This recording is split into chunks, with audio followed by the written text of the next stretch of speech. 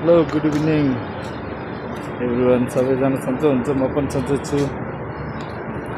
तपाईँहरू सबै सुतिसक्नु होला हामी त भर्खर है यहाँ चिल्ली पाराले खाना पकाउन आएको है ग्यासको चुलै भेट्दैन नभेटेपछि गाह्रो छ एउटा यता बसेको छ उता एउटा यहाँ बसेको छ एउटा उभिएर यहाँ चलेको छ उपर यत्रो लाइन बसेको छ हामीलाई त गाह्रो छ हो गाह्रो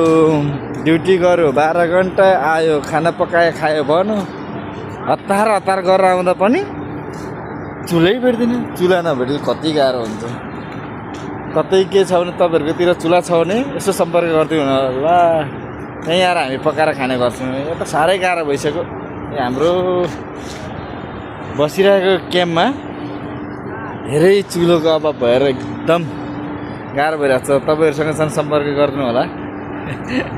हामीलाई पनि यसो सरसफाइ दिनु होला है आज त यस्तो छ गर्मी पनि बढ्न थाल्यो है अब यसो घरिघरि हावा चल्छ यसो गर साथीभाइ यताउता भन्यो हिँड्यो डुलो खाना पकाउन आयो कोही यता कोही उता रिल्याक्स पारा छ हौ चिल छ चिल जे भए पनि के नि त भन्दा हो नि त भने जस्तै भयो है